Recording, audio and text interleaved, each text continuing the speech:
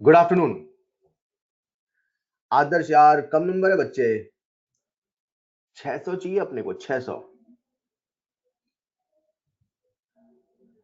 Call करना है ना आदर्श, आप मुझे कॉल करिएगा क्लास के बाद। ऑलराइट, कॉल करिएगा। ऑलराइट, चलिए प्रतानु आप भी बेटा शुरू करें क्या? 546। ओके 546 यार। चलो अब ये सारी बातें बाद में करेंगे, है ना। आप मुझे व्हाट्सएप मैसेज करना, उसमें बात करेंगे। आदित्य 5। ओके बहुत बढ़िया, नंबर नहीं बोलूंगा मैं। सिफत बहुत अच्छे बेटा, क्या बात है। तो यार ऐसे कैसे, चलो मुझे व्हाट्सएप करना। प्रतीक, यार प्रतीक आप कभी आंसर नहीं देते हो बेटा। चलो आप मुझे अलग से व्हाट्सएप मैसेज करना। आशमा तनवीर बहुत अच्छे, बहुत बढ़िया, शानदार। प्रतीक वेरी वेरी गुड। प्रतीक, चलिए तो सूरी नहीं बेटा, आपके हिसाब से यार और आने चाहिए। चलिए चलिए चलिए, बस बस इस बात यहीं पे रोकते हैं, बाकी सारी बातें अपन व्हाट्सएप पे करेंगे। आज की क्लास अर्पिता, अरे वाह अर्पिता, अर्पिता ने शानदार नंबर लाया है, क्या बात है। बहुत बढ़िया, बहुत अच्छे, बहुत अच्छे। ऑलराइट, इसको यहीं पे रोकते हैं, है ना। हाँ यार मतलब यार आपका टारगेट बड़ा ही होना चाहिए। नहीं नहीं, अब मैं कुछ नहीं पूछूंगा। चलिए ये सारी बातें नहीं करेंगे। सो बात कर रहे थे अपन सॉलिड स्टेट की, और किसी को कोई प्रॉब्लम हो नंबर वाली, आप मुझसे अलग से बात करना, है ना, पर उसमें डिस्कस करेंगे। अलग से बात करना उसको यहाँ पे नहीं करेंगे। बात कर रहे हैं सॉलिड स्टेट की, और सॉलिड स्टेट चल रहा था। एक बहुत ही सिंपल सा छोटा सा चैप्टर है, और सबसे पहले आज मैं आपको देता हूँ होमवर्क, ठीक है। तो आपका होमवर्क है नेक्स्ट क्लास का, ठीक है। सबसे पहला आपका होमवर्क है बच्चों, वो है revise lecture 1 lecture 2 of solid state, फिर illustration up to 8, beginner box 1, और एक्सरसाइज आपको करना है अप टू 20। देखो यार, नंबर कैसे भी आए हों, ठीक है, क्योंकि आप सबने नंबर बताए यहाँ पे, तो हो सकता है अलग अलग मिक्स रिएक्शन हो बच्चों का। किसी को बहुत अच्छा लग रहा हो, किसी को अच्छा नहीं लग रहा हो आपके जो नंबर आए हैं। It doesn't matter, it doesn't matter, believe me. Her paper को ऐसे दें जैसे कि नीट का पेपर है। किसी एक पेपर के नंबर से ये डिसाइड नहीं होता। आप अगले पेपर की तैयारी अभी शुरू कर दें। मैं हमेशा कहता हूँ, एक पेपर खत्म होता है और अगले पेपर की प्रिपरेशन आप अभी से स्टार्ट कर दें। ऐसा नहीं अगले पेपर जब आए ना कुछ दिन पहले, तब आप जाके प्रिपरेशन स्टार्ट करें। तो प्रिपरेशन स्टार्ट करो यार। आप अगर एक बार किसी पेपर में 580 590 प्लस लाना स्टार्ट कर देते हो, मैं एलएल की पेपर बात कर रहा हूँ, मतलब 550 भी बहुत है ना। 550 प्लस भी सफिशियंट है। बट अपन वही है कि टारगेट बड़ा बना के चले। अगर किसी बच्चे के 550 प्लस आ रहे हैं, 530 इवन आ रहे हैं, so don't need to worry. Last year जिन बच्चों ने 500 525 थे वो बहुत अच्छा कर गए नीट में। तो ऐसा नहीं है यार, ऐसा कुछ नहीं है। द थिंग इज, अगले पेपर में अपने को अपने मैक्सिमम पोटेंशियल से लग जाना है, ये आपको सोचना है। अगर आपके अंदर क्षमता 600 की है तो 600 से कम नहीं आनी चाहिए, आपको ये सोचना है। अगर आपके अंदर क्षमता 650 की है तो 650 से कम नहीं आनी चाहिए। आपका जो पोटेंशियल है ना, वो पोटेंशियल आपका कम नहीं होना चाहिए। बस इस पे काम करो। If you have potential for 500 marks, तो 500 से कम नहीं आने चाहिए। If you have potential for 400 marks, 400 से कम नहीं आने चाहिए। अपना पोटेंशियल बढ़ाते रहो, और फिर जो है ना उससे कम नहीं होना चाहिए। नेगेटिव मार्किंग नहीं होना चाहिए। सो नो वरीज, जितने भी नंबर आए अगले पेपर को अभी से टारगेट करें। नो वरीज एट ऑल, मैं कह रहा हूं ना, कोई दिक्कत नहीं है, कोई दिक्कत नहीं। एक बार आपके नंबर जैसे आने लग जाएंगे, लगातार आने लगेंगे। अगले पेपर में आप टारगेट बना लो 580 प्लस चाहिए, और जिन बच्चों के जितने नंबर थे उससे 20-30 नंबर बढ़ाने हैं, ठीक है। तो इतना टारगेट सेट कर ले। ये सारी बातें यहाँ नहीं करेंगे हम, और हम लोग बात कर रहे हैं सॉलिड स्टेट उसी बात करेंगे। लेकिन इतना जरूर कहूंगा कि हर पेपर का तैयारी आप बहुत पहले से स्टार्ट कर दिया करो। पेपर के 2-3 दिन पहले नहीं, अगले पेपर का सिलेबस आपको मिल जाएगा, प्रिपरेशन स्टार्ट कर दो यार। जहाँ थ्योरी है बार बार पढ़ो, बार बार लिखो, मतलब पागलपन चाहिए, जुनून चाहिए, जुनून चाहिए। मुझे 600 चाहिए तो चाहिए, और कुछ दिखना नहीं चाहिए, तब आएंगे नंबर, ठीक है। तो बिल्कुल आएंगे नंबर, आप कोशिश करते रहो, लगे रहो। एक दिन का नहीं है नंबर की, एक दिन आप पढ़ोगे अगले दिन आ जाएगा, ऐसा नहीं होता है। तो इससे कांस्टेंट है ना, मतलब आपको लगातार लगे रहना पड़ेगा एक कंसिस्टेंट तरीके से, तो कहीं जाके नंबर रिफ्लेक्ट होने स्टार्ट होते हैं। तो होमवर्क सॉलिड स्टेट का आप सबके सामने है। गहरी सांस लो और अपने आप से प्रॉमिस करो कि अगला पेपर सर हम अपनी पूरी ताकत से नंबर लेके आएंगे, मैक्सिमम पोटेंशियल नंबर। अपने आप से प्रॉमिस करो, पक्का आएगा। तो गहरी सांस लो, जो हुआ सो हुआ। अगली पेपर की तैयारी अभी से स्टार्ट कर दें, ठीक है। तो शुरू करते हैं आज की क्लास। लास्ट क्लास में हम लोग बात कर रहे थे कंट्रीब्यूशन की, ठीक है। तो बच्चों अपन ने लास्ट क्लास में सॉलिड स्टेट का इंट्रोडक्शन स्टार्ट ही किया था। मैंने कहा था दुनिया में तो न जाने कितने तरह के सॉलिड हैं, पर उनमें हम लोग पढ़ रहे हैं केवल क्रिस्टलाइन सॉलिड। फिर क्रिस्टलाइन सॉलिड का जो क्रिस्टल स्ट्रक्चर है न जाने कितने तरीके का है, पर उसमें हम लोग पढ़ रहे हैं केवल केवल केवल क्यूबिक यूनिट सेल। अब जो क्यूबिक यूनिट सेल है वो नेचर में केवल 3 तरीके से ही मिलता है। या तो प्रिमिटिव मिलेगा, प्रिमिटिव जहां एटम केवल कोने पर होगा, या तो बीसीसी मिलेगा, या तो एफसीसी मिलेगा। मैंने आपसे कहा था, अगर आपको याद हो, ऐसा एक नंबर बताया था 324 112 1 324 1121। यहाँ मैंने आपको बताया था कि जो ऑर्थोरोम्बिक है मात्र वही एक ऐसा क्रिस्टल सिस्टम है जिसमें चारों यूनिट सेल मिलते हैं एक साथ, चारों यूनिट सेल और कहीं पर भी नहीं मिलते हैं। क्यूबिक यूनिट सेल जो हमारा 95% सिलेबस है, वहां पर हमेशा हम जो यूनिट सेल पढ़ते हैं या तो प्रिमिटिव पढ़ते हैं, या तो बीसीसी, या तो एफसीसी। Clear clear. तो अपन एक एक करके इनको समझना स्टार्ट करते हैं। तो लास्ट क्लास में कंट्रीब्यूशन तक हो चुका था। आपको मैंने पोजीशन के बेसिस पे एटम का कंट्रीब्यूशन बता दिया था। अगर कभी कोई एटम कोने पे होता है तो उसका कंट्रीब्यूशन 1/8 होता है। अगर कभी कोई एटम फेस के सेंटर पे होता है उसका कंट्रीब्यूशन हाफ होता है। अगर कभी कोई एटम एज के सेंटर पे होता है उसका कंट्रीब्यूशन 1/4 होता है। और अगर कभी कोई एटम बॉडी के सेंटर पे होता है उसका कंट्रीब्यूशन 100% यानी कि 1 होता है। इसी के बेसिस पे अब हम लोग क्या करते हैं, एक एक करके सभी यूनिट सेल को पढ़ना स्टार्ट करते हैं और उनसे रिलेटेड कुछ इंपॉर्टेंट बातें करते हैं, राइट। जैसे सबसे पहले बात करते हैं प्रिमिटिव यूनिट सेल। हम किसी भी यूनिट सेल को पढ़ेंगे तो सभी यूनिट सेल में कुछ एक पॉइंट कॉमन है जिनको हम पढ़ेंगे। जैसे सबसे पहले हम ए और आर के बीच में रिलेशन की बात करेंगे। उससे भी पहले सबसे पहले हम स्ट्रक्चर की बात करेंगे, मतलब सबसे पहले आपको बताऊंगा वो यूनिट सेल दिखता कैसे है। फिर ए और आर में रिलेशन क्या है। फिर जब ए और आर में रिलेशन हम निकाल लेंगे तो इफेक्टिव नंबर ऑफ एटम हम लोग कैलकुलेट करेंगे Z। और फिर उसके बाद मैं आपको बताऊंगा पैकिंग एफिशिएंसी क्या होता है। फिर उसके बाद हम लोग बात करेंगे कोऑर्डिनेशन नंबर। मतलब मैं कोई भी यूनिट सेल आपको बताऊं उन सब में यही सीक्वेंस रहेगा, राइट। तो सबसे पहला हम लोग क्या पढ़ रहे हैं बच्चों, प्रिमिटिव यूनिट सेल, जिसे हम लोग सिंपल यूनिट सेल भी कहते हैं, जिसे हम लोग बेसिक यूनिट सेल भी कहते हैं। ये जो यूनिट सेल है बच्चों, इसका जो डायग्राम है जैसा कि आप देख सकते हैं, इसमें एटम सभी कोने पे बैठे हैं। एटम केवल कॉर्नर पे बैठा हो उसे हम लोग कहते हैं प्रिमिटिव, राइट। ये एक प्रिमिटिव यूनिट सेल है। जब हम इसका पेपर प्रेजेंटेशन करते हैं, मतलब एटम के सेंटर को जिसे हम लैटिस पॉइंट कहते हैं उसे एक स्ट्रेट लाइन से जोड़ते हैं, और स्ट्रेट लाइन से जोड़ के जब हम इस डायग्राम को पेपर में बनाते हैं तो डायग्राम कुछ ऐसा नजर आता है। ये जो सेकंड वाला डायग्राम है इसे मैं सिंपल क्यूबिक यूनिट सेल, जिसे शॉर्ट फॉर्म में कहेंगे हम लोग एससीसी का पेपर प्रेजेंटेशन बोलूंगा। पेपर प्रेजेंटेशन यानी कि उसे हमने पेपर में कैसे प्रेजेंट किया है। ओके, ये जो आपके सामने बना है this is the paper presentation of SCC, right. अब देखो बच्चों, इसमें आपको कितने एटम नजर आ रहे हैं, नजर आ रहे हैं। व्हाट माय क्वेश्चन इज, इसमें आपको कितने एटम नजर आ रहे हैं। तो मुझे कोई भी बच्चा बता सकता है सर 4 ऊपर 4 नीचे यानी टोटल 8। 8 एटम हमें नजर आ रहे हैं, बट एक्चुअली जितने नजर आते हैं किसी भी यूनिट सेल में उतने एटम नहीं होते। द लॉजिक इज वो जो एटम होते हैं बाकी दूसरे यूनिट सेल में डिवाइडेड होते हैं। फॉर एन एग्जांपल ये जो कॉर्नर का एटम है ऐसे बाकी 8 यूनिट सेल में डिवाइड है। तो जब वो कहीं और डिवाइड है तो उसका कंट्रीब्यूशन कंप्लीटली इस यूनिट सेल में नहीं होता। कितना कंट्रीब्यूशन होता है वो हम सारी चीजें देखेंगे। तो सबसे पहला पॉइंट है स्ट्रक्चर जो हमने कवर किया एससीसी का। इसमें एटम कहां बैठा होता है, केवल कोने पर। तो हमने कोने पर एटम को कुछ इस प्रकार से बना लिया। Is this clear, is this clear. ये हो गया उसका स्ट्रक्चर। सेकंड पॉइंट पे हम लोग कैलकुलेट करते हैं relation between A and r. जब भी हम ए और आर की रिलेशन निकालेंगे तो हम ये सोचेंगे, हमारा थॉट प्रोसेस ये होगा, अपने को ऐसे एटम खोजने हैं जो एक दूसरे को टच कर रहे हैं, मतलब टचिंग एटम खोजने हैं। बताओ ऐसे कौन कौन से एटम हैं जो एक दूसरे को टच कर रहे हैं। अगर आप ध्यान से देखोगे तो ये जो कोने का एटम है और जो ये कोने का एटम है, ये दोनों एटम आपस में टच कर रहे हैं। यस और नो, ये जो दोनों एटम है आपस में टच कर रहे हैं। जब हम ए और आर के बीच में रिलेशन निकालते हैं तो लेट से इसका रेडियस है आर, लेट से इसका रेडियस है आर, और ये पूरी की पूरी लेंथ है ए बोले तो एज लेंथ। आप आसानी से देख सकते हैं आर प्लस आर यानी कि 2r, 2r बराबर ए। तो यहां से 2r बराबर ए मतलब r और a में रिलेशन आ गया, r इक्वल टू a/2। ये हो गया हमारा next point, r equal to a/2।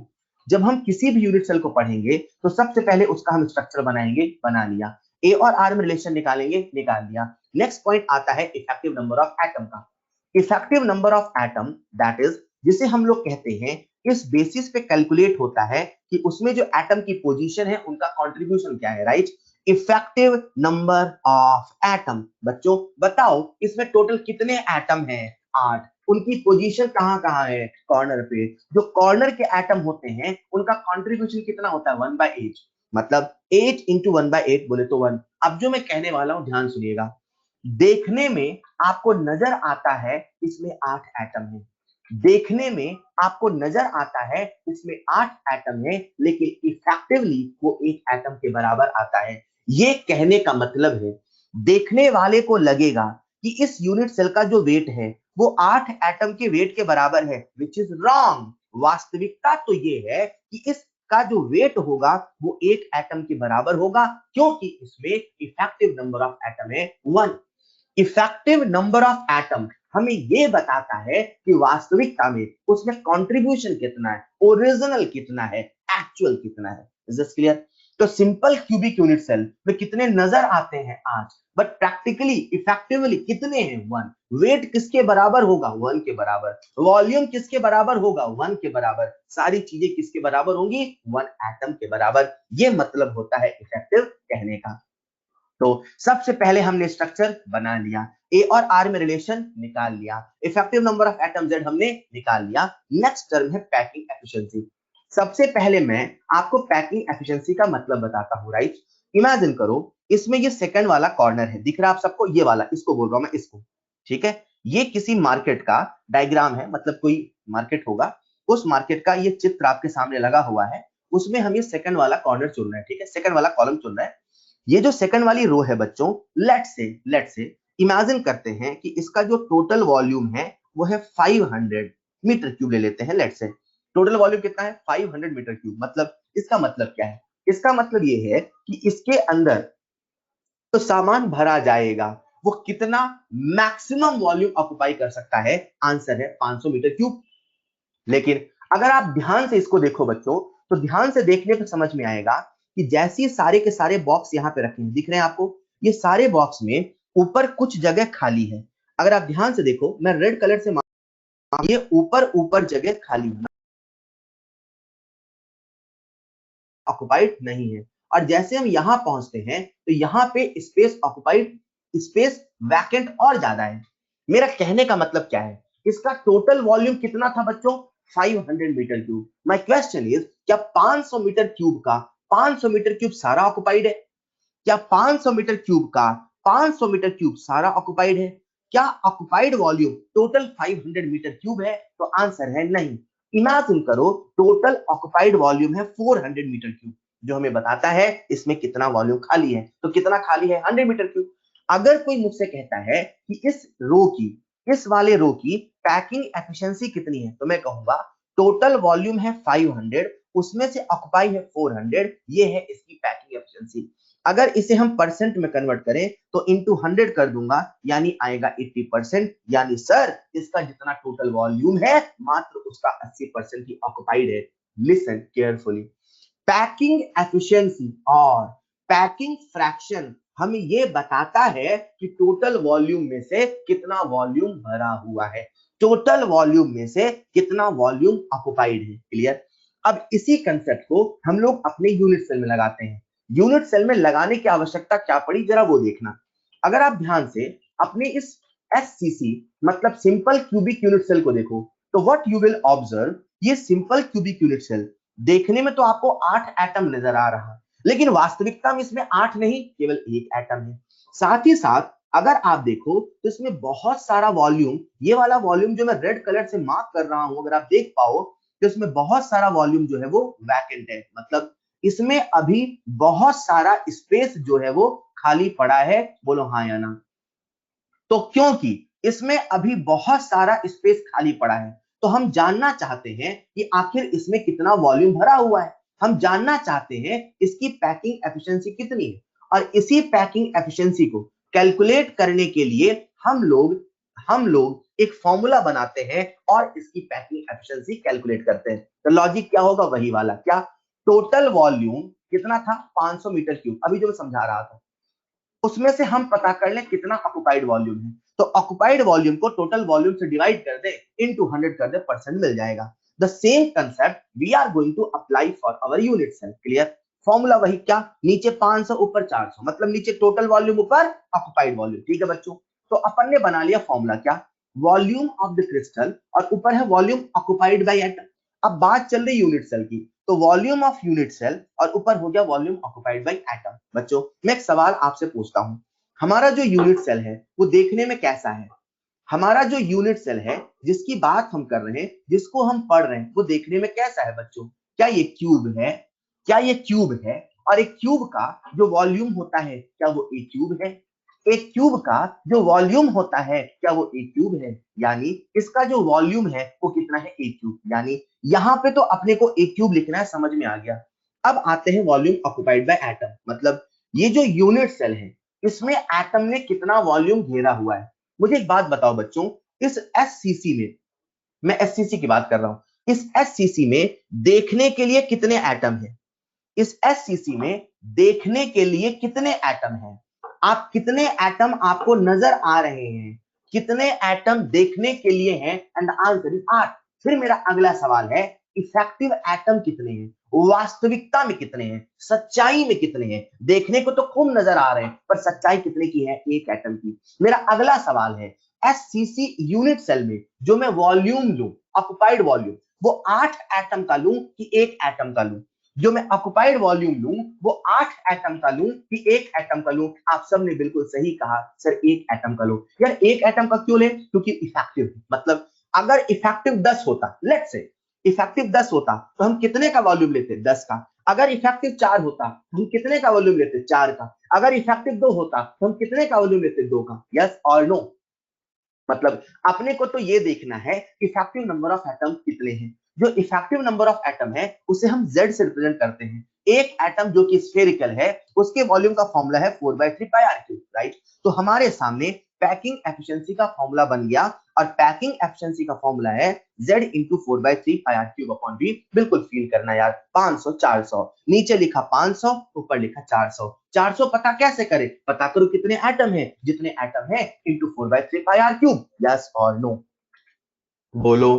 बच्चों आप सबके सामने एक पेज होना चाहिए, और एक पेज में आप ऐसे लिखते चलोगे। तो सबसे पहले लिख लो एससीसी, लिख लो। सबसे पहले लिख लो एससीसी, उसमें लिख लो फर्स्ट पॉइंट।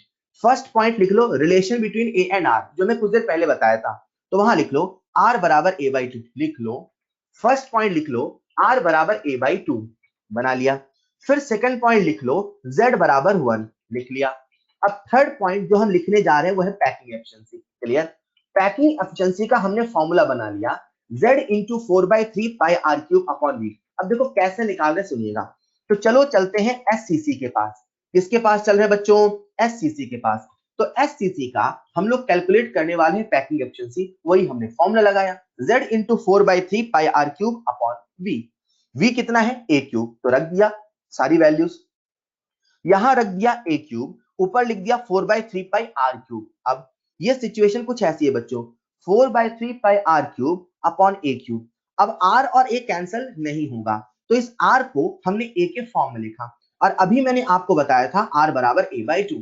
तो जहां R है वहां लिख दिया A/2 और क्यूब किया, उसे सॉल्व किया। जब हम उसे सॉल्व करते हैं तो हमारे सामने आता है π/6। π/6 को जब हम सिंप्लीफाई करते हैं तो ये आता है 52.4%। आप देख के हैरान रह जाओगे, क्या इसकी जो पैकिंग एफिशिएंसी है वो मात्र 52% है। मतलब फील के लिए रफली हम बोल देते हैं 50%। यार देखने में आपको 8 एटम नजर आ रहे थे, देखने में आपको कितना भरा फूला ये चित्र नजर आ रहा था, लेकिन भैया इसमें अभी 50% जगह भरी है, लगभग 50% जगह खाली है। जस्ट इमेजिन यार, कितना ज्यादा ऑक्युपाइड लग रहा, बट जितना ऑक्युपाइड लग रहा उतना नहीं है। इसमें लगभग 50% जगह खाली है, लगभग 50% जगह भरी है। क्लियर? तो जब इसे हम एग्जैक्टली बोलते हैं तो पैकिंग एफिशिएंसी आई 52.4%। यानी कितना स्पेस वैकेंट है, कितना स्पेस वॉइड है? वॉइड स्पेस यानी कि वैकेंट स्पेस, वाइड स्पेस यानी कि वैकेंट स्पेस। तो 100 में से 52.4 को माइनस कर दिया तो कितना आया? 47.6%, लगभग 50 मान ले फील के लिए। यार सिंपल क्यूबिक यूनिट सेल में बहुत सारी जगह खाली है। बच्चों मैं आप सबसे कॉमन सेंस का सवाल पूछ रहा हूं, जब कहीं अपन जाते हैं घूमने फिरने या जब बच्चे कोटा से घर जाते हैं राइट, तो वो अपना सूटकेस पैक करते हैं। ओके, तो इमेजिन करो ये आपका सूटकेस है, ठीक है, आपका सूटकेस है, आप इसे पैक कर रहे हो। अब जब आप सूटकेस अपना पैक कर रहे हो, ओके, तो मैं आप सबसे एक सवाल पूछना चाहता हूं, आपका जो सूटकेस पैक हो रहा है, उस सूटकेस में जब आप अपना सामान रखते हो, क्या रखते हो, सामान, तो वो सामान अगर हम बिल्कुल अरेंज फॉर्म में रखें, मतलब सारी बुक्स हैं और सारा कुछ है, सूटकेस का जितना वॉल्यूम था वो सारा का सारा वॉल्यूम आपने 100% ऑक्युपाइड कर लिया, मतलब बिल्कुल रिजिड फॉर्म में, बिल्कुल अरेंज फॉर्म में, बिल्कुल सिमेट्रिकल फॉर्म में सारा सामान रखा है। और वहीं पे एक बच्चे ने जो पैकिंग करी उसमें सामान सारा तितर बितर करके बिखरा हुआ रखा है, मतलब कहीं पे बुक है, कहीं पे कुछ ऐसे उसने भर दिया सारा। तो जब वो सूटकेस लेके जाओगे राइट, एक बच्चा जिसमें सारा सामान बिल्कुल वेल अरेंज फॉर्म में है, एक भी स्पेस खाली नहीं है, एक बच्चा जिसमें सारा सामान तितर बितर बिखरा पड़ा है और सारा का सारा स्पेस ऑक्युपाइड नहीं है। जब दोनों सूटकेस लेके जाओगे तो कुछ देर ट्रेवल करने के बाद अगर हम सूटकेस को मूव करें, कहां सारा सामान मिक्सअप होगा, किस सिचुएशन में सामान मिक्सअप होगा, पहले वाले सूटकेस में कि दूसरे वाले सूटकेस में, पहले वाले में कि दूसरे वाले में, दूसरे वाले में। बहुत बढ़िया, शानदार, जिसमें वॉइड है। मेरा अगला सवाल, कौन सा सूटकेस ज्यादा स्टेबल है, कौन सा सूटकेस ज्यादा स्टेबल है, द फर्स्ट वन और सेकंड वन, जहां सारा सामान वेल अरेंज फॉर्म में रखा है, जहां एक भी स्पेस नहीं है, वो ज्यादा स्टेबल है कि जहां सामान बिखरा हुआ है, कुछ भी है, वो स्टेबल है। आप सब ने मुझे बिल्कुल सही जवाब दिया, सर जो पहला वाला है वो ज्यादा स्टेबल है, वो ज्यादा रिजिड है। In the same way nature भी ऐसा करता है।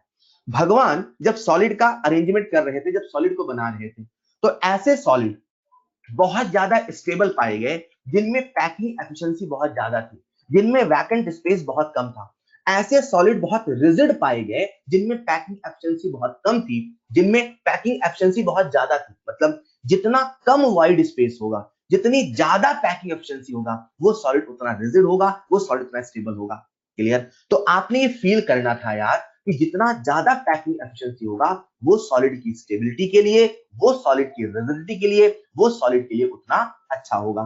क्लियर? तो खैर ये तो बात हो गई हमारी एससीसी की। मैंने आपसे कहा था मैं आपसे कुछ इंपॉर्टेंट पॉइंट डिस्कस करूंगा एससीसी से रिलेटेड। तो क्या क्या, स्ट्रक्चर कर लिया, ए और आर में रिलेशन कर लिया, जेड की वैल्यू 1 कर लिया, पैकिंग एफिशिएंसी पाई बाय 6, ये भी लिखना आपने उस एक पेज में, पैकिंग एफिशिएंसी पाई बाय 6 और 52.4%। पाई वाला फॉर्मूला भी लिखेंगे और परसेंट वाला फॉर्मूला भी लिखेंगे। पाई बाय 6 और 52.4% कर लिया। नेक्स्ट है कोऑर्डिनेशन नंबर। चलो नेक्स्ट पॉइंट हम डिस्कस करते हैं, कोऑर्डिनेशन नंबर। सबसे पहले मैं आपको कोऑर्डिनेशन नंबर का मतलब बताता हूं। कोऑर्डिनेशन नंबर का मतलब होता है नियरेस्ट नेबरिंग एटम। क्या बोला मैंने? Nearest neighbouring atom. Nearest neighbouring atom मतलब सबसे करीब कितने एटम है, सबसे करीब। मैंने करीब नहीं बोला, मैंने क्या बोला, सबसे करीब। तो चलो सबसे पहले बात करते हैं हम लोग सिंपल क्यूबिक की, एससीसी की। तो एससीसी में हम लोग कैलकुलेट करने जा रहे हैं कोऑर्डिनेशन नंबर, राइट। तो इमेजिन करो हमारे सामने ये क्यूब है, ठीक है, पहले ऐसे इमेजिन करते हैं, ये क्यूब है। अब क्यूब है और ये प्रिमिटिव है, ये सिंपल क्यूबिक है। तो प्रिमिटिव कहने का मतलब है कि इसमें जो एटम है वो केवल कोने पर है, कोने पर नहीं, केवल कोने पर है।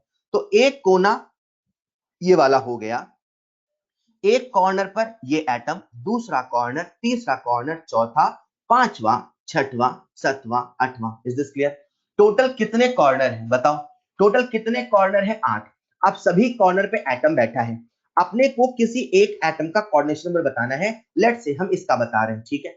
अब हम बताने वाले हैं ऐसे कितने एटम हैं जो इसको टच कर रहे हैं, ऐसे कितने एटम हैं जो इसके करीब हैं, ऐसे कितने एटम हैं जो इसके नियरेस्ट हैं। तो देखो मैं कैसे बता रहा हूं, मुझे आप सबका ध्यान चाहिए, ध्यान चाहिए।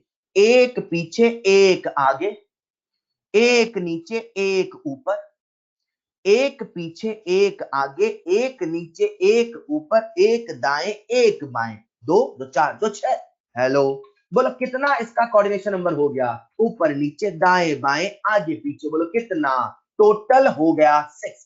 अगर किसी बच्चे को वैसे नहीं दिखता तो वो ऐसे देख सकता है, जो डायग्राम यहाँ पे बना है।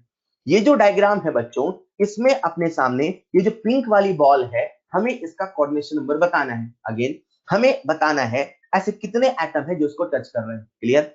तो वही वाली बात है, ऊपर नीचे आगे पीछे दाएं बाएं, मतलब कितना हो गया 6। तो what is the coordination number for SCC6? Coordination number का मतलब है नियरेस्ट नेबरिंग एटम, सबसे करीबी कितने एटम है हमें ये बताना है। कोई दिक्कत?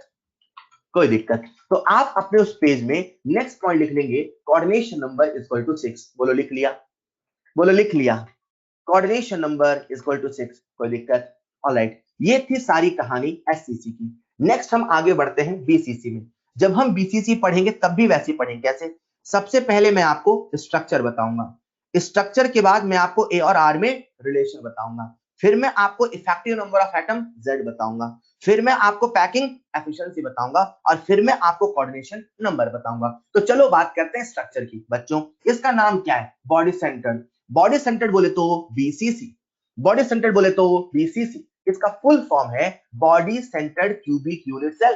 प्लीज शब्दों को रिपीट करते रहना, body centred cubic unit cell, body centred cubic unit cell. जैसा कि इसका नाम ही इतना मतलब बता रहा है कि इसमें जो एटम है वो बॉडी सेंटर्ड है, मतलब कोने पर तो है ही सही, कोने के साथ साथ बॉडी के सेंटर पे है। अगर हम डायग्राम देखें तो कुछ ऐसा, ध्यान से देखिए जरा, हमारे सामने 4 एटम ऊपर है, 4 एटम नीचे है, एक एटम बॉडी के सेंटर पे है। बोलो बच्चों, क्या ये डायग्राम आप सबको जो नजर आ रहा ये BCC का है? क्या ये डायग्राम आप सबको जो नजर आ रहा वो BCC का है? यस। जब हम इसका पेपर प्रेजेंटेशन करते हैं, मतलब इन एटम के सेंटर को लैटिस पॉइंट मान लेते हैं, लैटिस पॉइंट मान के इसे हम एक स्ट्रेट लाइन से ज्वाइन करते हैं, तो जो डायग्राम बनता है कुछ ऐसा। ये जो डायग्राम बना है, जब इसे हम और अच्छे से विजुलाइज करते हैं तो जरा थर्ड वाला डायग्राम देखिएगा। थर्ड वाले डायग्राम में जो कंप्लीटली कंट्रीब्यूशन के बेसिस पे है, कोने वाले का कंट्रीब्यूशन 1/8, जो बॉडी के सेंटर पे है उसका कंट्रीब्यूशन 100% 1। इस प्रकार से ये बॉडी सेंटर हमें नजर आता है। तो सबसे पहली बात होगी स्ट्रक्चर की, हमने बना लिया। बोलो बना लिया? सबसे पहली बात होगी स्ट्रक्चर की, हमने बना लिया। बोलो बना लिया? नेक्स्ट चलते हैं A और R में। तो जैसा मैंने आपसे कहा, जब हमें A और R की वैल्यू निकालनी होगी तो हमें ऐसे एटम को खोजना होगा, हमें ऐसे एटम को सोचना होगा जो एक दूसरे को टच करते होंगे। बच्चों, मैं आप सबसे पूछ रहा हूं, ये थर्ड डायग्राम देखो, बताओ ऐसे कितने एटम है जो एक दूसरे को टच कर रहे हैं? ऐसे कितने एटम हैं जो एक दूसरे को टच कर रहे हैं? सवाल ध्यान से सुनना, ऐसे कितने एटम हैं जो एक दूसरे को टच कर रहे हैं?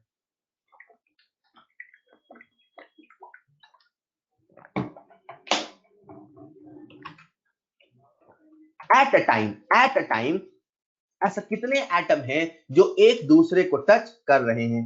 तो अगर आप ध्यान से देखो तो जिन बच्चों ने आंसर दिया 3, मुझे उनका जवाब चाहिए, सुनना ध्यान से। एक कोने वाला, एक बॉडी सेंटर वाला, एक कोने वाला, ऐसा हो। तो एट अ टाइम ये तीनों आपस में टच कर रहे हैं। बोलो हाँ या ना?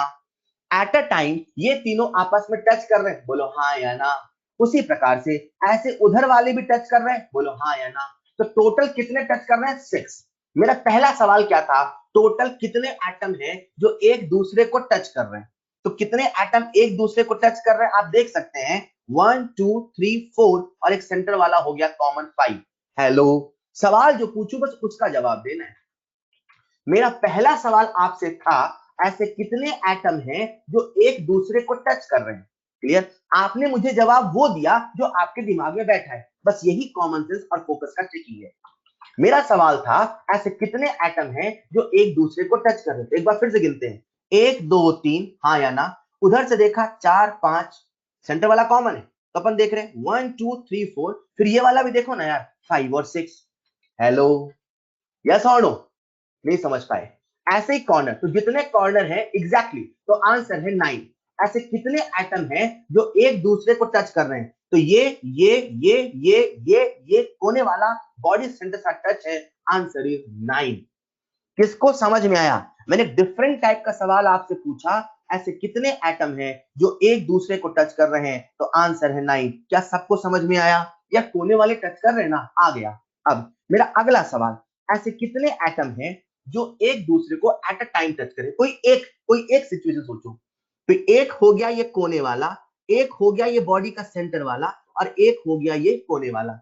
ये जो कोना है और ये जो बॉडी का सेंटर है और ये जो कोना है, एक दूसरे को टच कर रहे हैं। बोलो हाँ या ना? बोलो हाँ या ना? तो एट अ टाइम कितने टच कर रहे हैं? 3। किसी एक की बात कर लेते हैं, क्योंकि हमें क्या निकालना है? ए और आर में रिलेशन। तो इसको अपन थोड़ा जूम करके बनाते हैं कुछ ऐसा। ये कोने वाला हो गया, ये बॉडी का सेंटर हो गया, कोने वाला हो गया। कोने से बॉडी का सेंटर और कोना, ये जो है ये है बॉडी डायगोनल। अगर आप ध्यान से देखो ये वाला डायग्राम, ये जो लाइन है, ये लाइन है बॉडी डायगोनल बोले तो बीडी। और आप सब जानते हो जो बीडी होता है उसकी लेंथ होता है √3, राइट। अब वही एटम है, तो ये हो गया आर आर आर, टोटल कितना हो गया 4r। So I can say 4r equal to √3 है, 4r इक्वल टू √3 है। यहां से अपने सामने r और a में रिलेशन आ गया, r इक्वल टू √3/4। बच्चों मेरी एक बात याद रखना, जब जब आप बीसीसी पढ़ना या जब जब बॉडी का सवाल आए, तो बॉडी है तो साथ में √3 बोलो, बॉडी है तो साथ में √3, बॉडी है तो साथ में √3, r और a में रिलेशन है तो √3/4। जब मैं एफसीसी पहुंचूंगा ना, आपको सारा रिलेशन याद आएगा। खैर, r और a में रिलेशन आ गया है, √3/4 चलेगा, बोलो चलेगा। इस प्रकार से हमने a और r में रिलेशन निकाल लिया, बोलो निकाल लिया। इस प्रकार से हमने a और r में रिलेशन निकाल लिया। नेक्स्ट पॉइंट है z, बोले तो इफेक्टिव नंबर ऑफ एटम, अब वो निकालते हैं। तो इफेक्टिव नंबर ऑफ एटम के लिए हमें देखना होगा कंट्रीब्यूशन। चलो देखते हैं कंट्रीब्यूशन। एटम कहां कहां है सर, एटम कहां कहां है? 8 कोने पे है और एक बॉडी के सेंटर पे है, यस और नो। जो कोने पे है उनका कंट्रीब्यूशन है 1/8 और जो बॉडी के सेंटर पे है उसका कंट्रीब्यूशन है 1, यानी 1/8 इंटू 8 प्लस 1 बोले तो 2। बच्चों यहाँ पे जो z है उसकी वैल्यू है 2, इसको समझिएगा। बॉडी सेंटर्ड जो बीसीसी होता है, देखने के लिए उसमें 9 एटम होता है, देखने के लिए उसमें 9 एटम होता है, वास्तविकता में उसका जो वेट है वो 2 एटम के बराबर है, उसका जो वॉल्यूम है वो 2 एटम के बराबर है, इफेक्टिवली वो मात्र 2 होता है, देखने के लिए तो वैसे 9 होता है। क्लियर? तो ये है बीसीसी।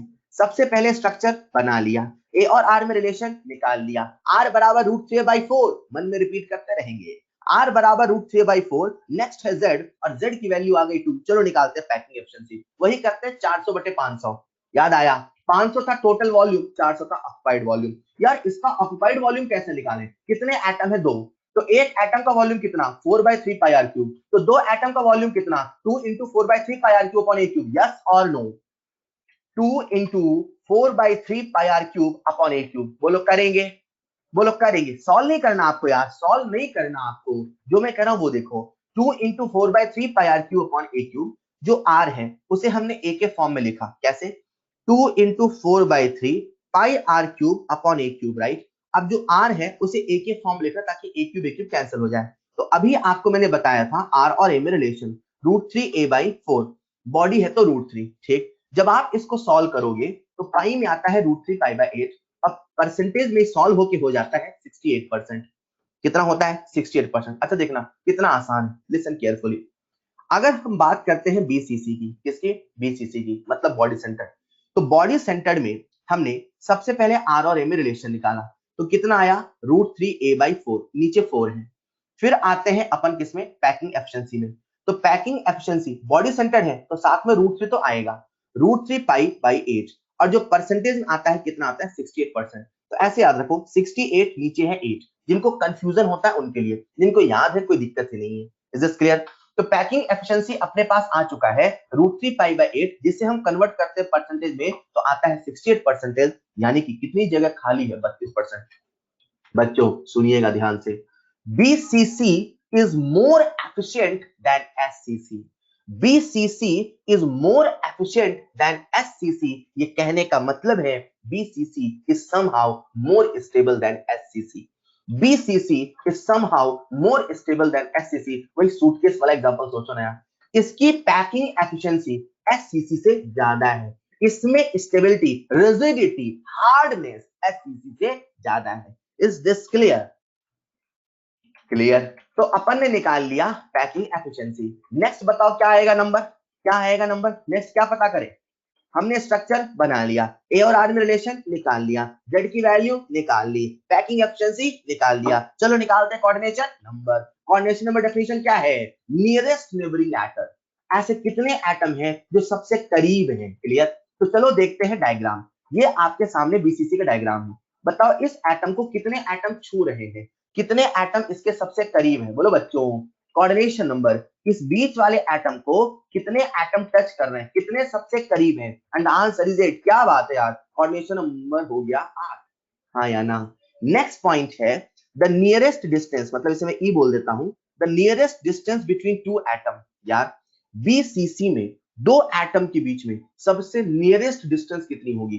तो एक बार आपको डायग्राम देखना है। हमने अभी जो बीसीसी का डायग्राम बनाया था, जब भी नियरेस्ट बोले तो नियरेस्ट का मतलब है अपने को हमेशा टचिंग एटम देखना है, ठीक है, कौन एक दूसरे को टच कर रहा है। क्लियर? तो जब आप देखोगे ध्यान से, तो अगर आप बात करो बीसीसी की, तो ये बच्चों हो गया आपका बीसीसी। इसमें एक एटम हो गया कोने वाला, तो मैंने बना दिया कोने वाला। एक हो गया बॉडी सेंटर, एक हो गया उस कोने वाला। ये जो कोने वाले एटम है ये एक दूसरे को टच कर रहे हैं, तो इसे मैं जूम करके कुछ ऐसे बनाता हूं, कोने वाला, बॉडी के सेंटर वाला, और ये हो गया कोने वाला। क्लियर? ये तीनों के तीनों जो कि बॉडी डायगोनल है, जिनकी लेंथ है √3। क्लियर? सवाल आपसे पूछ रहा है दो एटम के बीच की दूरी, तो बताओ इसमें जो सबसे करीबी एटम है, that is this and this, इनके बीच की डिस्टेंस कितनी है? इनके बीच की डिस्टेंस कितनी है? टोटल डिस्टेंस है √3 है, तो ये लाल वाली डिस्टेंस आपको बतानी है। हरी लाइन की डिस्टेंस टोटल थी √3 है, लाल वाली कितनी है? √3a/2 बोल दे चलेगा, √3a/2 बोल दे चलेगा, बोलो बच्चों। तो इनके बीच की डिस्टेंस हो गई √3a/2, √3a/2। क्लियर? अब जो मैं कहने वाला सुनिएगा, बात करते हैं बीसीसी की। बोलो इसमें z की वैल्यू कितनी है? 2। बताओ इसका पैकिंग एफिशिएंसी कितना है? 68%। बताओ इसका कोऑर्डिनेशन नंबर कितना है? 8 8 8। इसका पैकिंग एफिशिएंसी पाई वाला फॉर्मूला क्या है? √3π/8। तो कंफ्यूजन नहीं होना चाहिए, 8 8 8। बॉडी है तो √3, बॉडी है तो √3, नीचे आएगा 8। क्लियर? तो आप ऐसे करके फॉर्मूले याद कर सकते हैं। याद होना चाहिए पाई वाला भी, याद होना चाहिए परसेंटेज वाला भी। बोलो याद हुआ? बोलो याद हुआ? अच्छा, अगर याद हुआ तो मैं आपसे सवाल पूछ रहा हूं, अपने उस पेपर की तरफ नहीं देखना, फटाक से टाइप करना है। पूछ लो क्या? पेपर की तरफ नहीं देखना, टाइप करना है। पूछ रहा हूं मैं, बताओ बताओ एससीसी का कोऑर्डिनेशन नंबर कितना? एससीसी का कोऑर्डिनेशन नंबर कितना? 6। बहुत बढ़िया, शानदार। बताओ एससीसी में जेड कितना? एससीसी में जेड, एससीसी में जेड कितना? 1। बहुत बढ़िया। बीसीसी का जेड, बीसीसी का जेड 2। बहुत बढ़िया। एससीसी का जो एससीसी यूनिट सेल का जो मास होगा वो कितने एटम के मास के बराबर होगा? एससीसी यूनिट सेल का जो मास होगा वो कितने एटम के मास के बराबर होगा? एससीसी, एससीसी कितने एटम के मास के बराबर होगा? 1। बहुत बढ़िया। बीसीसी का जो मास होगा वो कितने एटम के मास के बराबर होगा? 2। बहुत सिंपल बात है यार, बहुत अच्छे। कोई दिक्कत? एक बच्चा मुझसे कह रहा सर कोऑर्डिनेशन नंबर नहीं दिख रहा। बेटा कोऑर्डिनेशन नंबर का मतलब है कितने एटम टच कर रहे हैं। चलो चलो चलो, आप देखो ना, यहां बैठ जाओ, बीच में बैठ जाओ। जिस बच्चे ने बीच में कहीं लिखा था, एक बच्चे ने लिखा था, उससे बात कर रहा हूं मैं। एक बच्चे ने लिखा था, सबको दिख गया, जिसको लिखा उसके लिए। बीच में बैठ जाओ। बोले बैठ गए। इसको कितने एटम छू रहे हैं? ये कोने वाला छू रहा है कि नहीं छू रहा है? पहले बताओ। 1। कोने वाला छू रहा है कि नहीं छू रहा है? 2। वो पीछे वाला छू रहा है कि नहीं छू रहा है? 3। पीछे वाला छू रहा है कि नहीं छू रहा है? 4। इधर वाला 5, पीछे वाला 6, इधर वाला 7, पीछे वाला 8। इस सेंटर वाले को कितने एटम टच कर रहे हैं? कितने नियरेस्ट हो गए? कितने इसके नियरेस्ट टचिंग एटम हो गए? बोले तो 8। तो कोऑर्डिनेशन नंबर कितना हो गया? 8। जिस बच्चे ने पूछा था वो गायब भी हो गया। क्या उसको समझ में आ गया? मैं नाम नहीं पढ़ पाया यार। क्या उस बच्चे को समझ में आ गया? समझ आ गया सर, वाह बहुत बढ़िया। चलिए, ये थी हमारी सारी बात बीसीसी की। नेक्स्ट है एफसीसी। सबसे पहले मैं आपको क्या बताऊंगा? बोलो ना, अब तो आपके दिमाग में सीक्वेंस आ गया होगा, स्ट्रक्चर। फिर क्या बताऊंगा? ए और आर में रिलेशन। फिर क्या बताऊंगा? जेड। फिर क्या बताऊंगा? Packing efficiency. फिर क्या बताऊंगा? Coordination number. क्लियर? चलो देखते हैं। अगला है हमारा बच्चों एफसीसी, फुल फॉर्म है face centred cubic unit cell. चलो डायग्राम देखें। ये जो डायग्राम है बड़ा बढ़िया डायग्राम है। एफसीसी का मतलब है एटम सभी कोने पर तो बैठा हो। क्या बोला मैंने? एटम सभी कोने पर तो बैठा हो, कोने के साथ साथ सभी फेस के सेंटर पे बैठा हो। जो मैं बोलने वाला हूं, listen carefully. Face centred cubic unit cell का मतलब है एक जैसे एटम कोने पर बैठे हों और वही एटम फेस के सेंटर पे बैठे हों। आपको फील दिलाने के लिए नीला और हरा बनाया है। वास्तविकता में नीला और हरा नहीं होना चाहिए, हर जगह नीला नीला होना चाहिए। अगर बीच वाला एटम डिफरेंट होगा तो उसे हम एफसीसी नहीं बोलते, उसे हम एफसीसी लाइक बोलते हैं। हेलो, उसे हम एफसीसी नहीं बोलते, उसे हम एफसीसी लाइक बोलते हैं। तो एफसीसी कब कहते हैं? एफसीसी तब कहते हैं जब वही एटम कोने पर हो और वही एटम फेस के सेंटर पे हो। बोलो क्लियर? ये जो आपके दिमाग में आपके सामने नजर आ रहा है बच्चों, ये है एफसीसी, बोले तो face centred cubic unit cell. Atom कहां है? कोने पर। और कहां है? सभी फेस के सेंटर पर। चलो बना लेते हैं इसका पेपर प्रेजेंटेशन। तो पेपर प्रेजेंटेशन बनाया, 8 एटम कोने पे चिपकाया, एक एटम ऊपर, एक एटम नीचे, एक एटम दाएं, एक एटम बाएं, एक एटम आगे, एक एटम पीछे, टोटल 6 फेस के सेंटर पे बैठाया। टोटल 6 फेस के सेंटर पे बैठाया। ये जो स्ट्रक्चर पेपर प्रेजेंटेशन आपको नजर आया बच्चों, यही एफसीसी कहलाया। बच्चों यही एफसीसी, बोले तो face centred cubic unit cell कहलाया। क्या किसी बच्चे की इसमें दिक्कत स्ट्रक्चर में? चलो ये तो बात हो गई स्ट्रक्चर की। इसी को जब हम कुछ इस प्रकार से देखते हैं जिसमें इफेक्टिव कंट्रीब्यूशन नजर आता है, कुछ ऐसा है। अगर आप ध्यान से देखो तो सबसे पहली बात स्ट्रक्चर हमने कर ली। नेक्स्ट बात है ए और आर। तो मैंने कहा जब भी ए और आर को हमें देखना है, हमें ऐसे एटम ढूंढना है जो एक दूसरे को टच कर रहे हैं ना, टचिंग एटम। तो बताओ इस डायग्राम में ऐसे कौन से एटम है जो टच कर रहे हैं एट अ टाइम, है ना? ऐसे कौन से एटम है जो टच कर रहे हैं?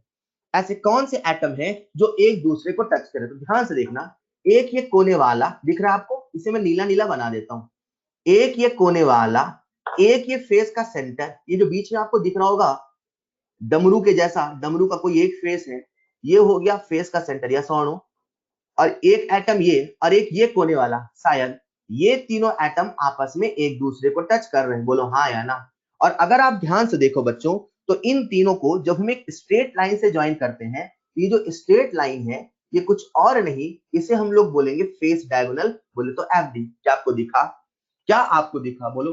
अच्छा एक बात और यार, अगर कोई बच्चा डायग्राम को बहुत पास से देखेगा उसे दिखाई नहीं देगा, डायग्राम को थोड़ा दूर से देखना तो पूरा विजुअलाइजेशन होता है। आप में से बहुत सारे बच्चे होंगे जो बिल्कुल करीब में बैठे होंगे, लैपटॉप या मोबाइल जो भी है, थोड़ा दूर से डायग्राम देखना, क्लियर कट दिखता है, दूर से देखना, पास से मत देखना, ठीक है? तो जैसे मैंने बनाया तो आप देखो जरा, ये जो लाइन है क्या ये फेस डायगोनल है? मतलब टच करने वाले एटम हमें किस एक्सिस के अलोंग मिलेंगे, किस लाइन के अलोंग मिलेंगे? And answer is face diagonal, right? तो चलो निकालते हैं ए और आर में रिलेशन। तो ए और आर में रिलेशन निकालने के लिए हमने जो फेस डायगोनल था उसको पकड़ लिया। ये लेंथ कितनी है? आर। ये कितना है? आर। ये कितना है? आर। ये कितना है? आर। और ये डिस्टेंस यहां से लेके यहां तक बच्चों कितनी है? √2 है। आप सबको फेस डायगोनल की लेंथ तो याद है ना यार? फेस डायगोनल कितना है बच्चों? √2 है। तो मैं ऐसा कह दूं क्या? √2 है। मैं ऐसा कह दूं क्या? 4r बराबर √2 है। 4r बराबर √2 है, मतलब r बराबर √2a/4।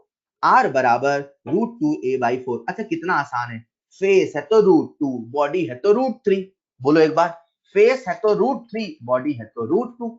तो अपने पास जितने भी अब एफसीसी के फॉर्मूले आने वाले हैं उन सब में √2 आने वाला है, ये बात तो पक्की है।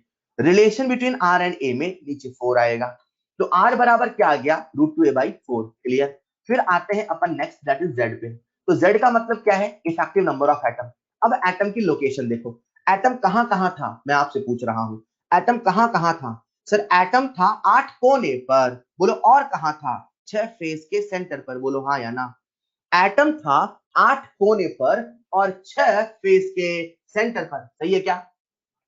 लोकेशन, एटम कहां था?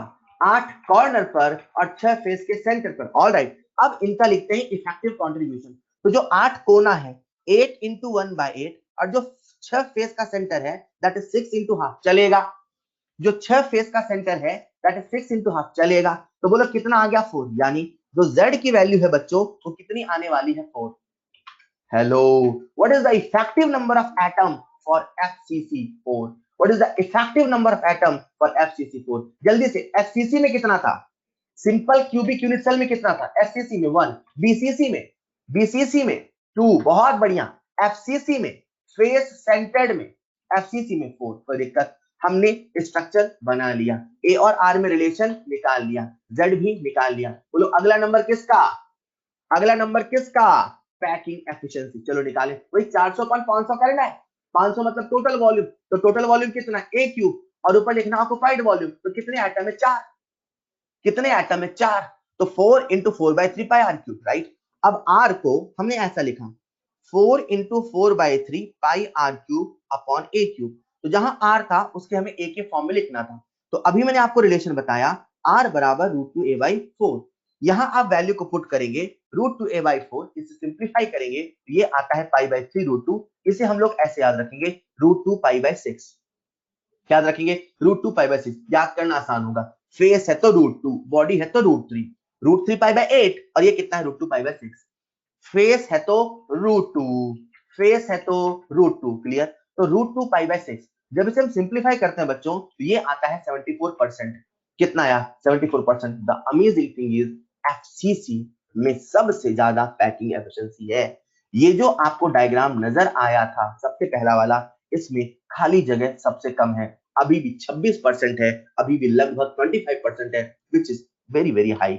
मतलब अभी भी 100% एफिशिएंट कोई नहीं हुआ है।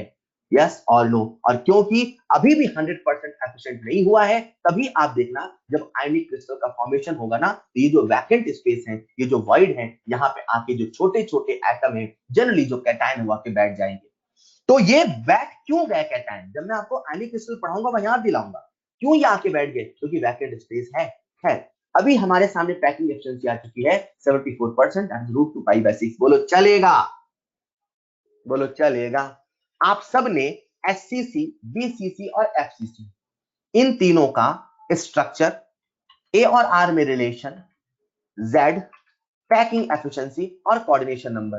अभी कोऑर्डिनेशन नंबर एफसीसी का बचा हुआ है, चलो उसको देखते हैं। ठीक है, देखिए क्या, इसको थोड़ा सा विजुलाइज करना पड़ेगा। जो मैं अभी कहने वाला हूं थोड़ा सा विजुलाइजेशन है, that is coordination number for FCC. आप सबका चाहिए मुझे ध्यान। क्या बात है आदित्य? बहुत अच्छे बेटा। तो चलिए बात करते हैं कोऑर्डिनेशन नंबर की। तो सबसे पहले बात कर रहे हैं हम कोऑर्डिनेशन नंबर की। देखिए क्या, अब जो कोऑर्डिनेशन नंबर है, what is the definition? Nearest atom, मतलब ऐसे कितने एटम हैं जो किसी एटम के सबसे करीब है। बच्चों को याद होता है, लेकिन एक बार फिर भी विजुलाइज कर लेते हैं यार, क्योंकि विजुलाइजेशन पे भी सवाल कभी कभी आता है। तो कैसे विजुलाइज करें, एक बार सुनिएगा ध्यान से। सबसे पहले मैं आपको ले चलता हूं इस वाले डायग्राम में। इस वाले डायग्राम में, इस डायग्राम को ध्यान से देखो। ठीक, ये जो ऊपर नीली वाली बॉल है दिख रही है क्या, जो कि फेस का सेंटर है, हाँ या ना? ये जो नीली वाली बॉल है, मैं आप सबसे पूछ रहा हूं, इसको कोने वाले कितने एटम टच कर रहे हैं? नीली वाली बॉल को कॉर्नर के कितने एटम टच कर रहे हैं? नीली वाली बॉल को कॉर्नर के कितने एटम टच कर रहे हैं? Answer is 4। चलो ये कॉर्नर का काम तो हो गया। अब कॉर्नर से नीचे आते हैं। अब कॉर्नर से नीचे आते हैं, नीचे आ जाओ। ये वाली जो बॉल है, क्या ये नीली वाली को टच कर रही? ये जो मैंने रेड वाली बॉल बनाई है, क्या ये नीली वाली बॉल को टच कर रही? बोलो ना। क्या जो ये रेड वाली बॉल मैंने बनाई है, ये नीली वाली बॉल को टच कर रही है? कर रही है, यस और नो? कर रही है। मतलब एक लाल इधर एक लाल उधर अपोजिट फेस पे, एक लाल इधर एक लाल उधर अपोजिट फेस पे, दो हो गए। फिर एक लाल इधर एक लाल उधर अपोजिट फेस पे। बोलो, एक आपको दिख रहा है, एक आपको दिख नहीं रहा है, पर अपोजिट फेस पे होगा, ये तो कॉमन सेंस से आपको पता होगा। ये वाला जो रेड मैंने बनाया पीछे टच कर रहा, ये वाला रेड उधर वाला, दोनों टच कर रहे हैं। मतलब इस नीले को कितने लाल टच कर रहे हैं? कितने लाल टच कर रहे हैं? 4। और जो लाल एटम है वो है फेस के सेंटर की एटम, हाँ या ना? मतलब ये जो नीली वाली बॉल है, इसको 4 कॉर्नर टच कर रहे हैं, नंबर 1। इसको 4 फेस के सेंटर टच कर रहे हैं, नंबर 2। एक बच्चा मुझसे कहता है सर टोटल कितनी फेस होती है? मैंने कहा अच्छा। सर ऊपर वाले का पता कर रहे हैं? मैंने कहा हाँ। और सर 4 की बात हमने कर ली? मैंने कहा हाँ। सर 4 1 5, अभी एक फेस तो बचा है। मैं आप सबसे पूछता हूं, जो नीचे वाला फेस होगा, जस्ट इमेजिन, जो नीचे वाला फेस होगा उसका जो एटम होगा, क्या इस ऊपर वाले को टच कर पाएगा? नीचे वाला जो फेस होगा नहीं कर पाएगा। क्यों? उसका जो एटम होगा, उसका जो सेंटर होगा, वो यही कहीं इधर इन दोनों से इधर टकरा के रह जाएगा, ऊपर वाले नीले वाले को टच नहीं कर पाएगा। मतलब जो अपोजिट फेस है वो उसको टच नहीं कर पाएगा। बोलो ये दिखा क्या आपको? क्या आपको ये दिखा? हेलो, क्या आप सबको ये दिखा? एक बार फिर से, कोने वाले कितने हो गए? 4। नीचे वाले फेस के सेंटर कितने हो गए? 4। बोलो क्या आप सबको ये दिखा? ऊपर वाले कितने हो गए 4, नीचे वाले कितने हो गए 4, बोलो बच्चों, ऊपर वाले हो गए 4, नीचे वाले हो गए 4, चलेगा। यही same situation as it is ऊपर भी तो होगी यार, मैं बनाना नहीं चाह रहा हूं फिर मिटाना, चलो बना ही देते हैं। यही सिचुएशन बच्चों ऊपर एक क्यूब होगा एज इट इज, उसमें भी तो होगी यार। तो ऐसे ही 4 ऊपर भी तो टच करेंगे, मतलब ये 4 ऐसे ऊपर भी तो होंगे, तो 4 + 4 + 4 बोले तो 12। ऐसे कितने एटम हैं जो नीली वाली को टच कर रहे हैं, तो आंसर है 12। हेलो, आप सबको मेरी आवाज आ रही है?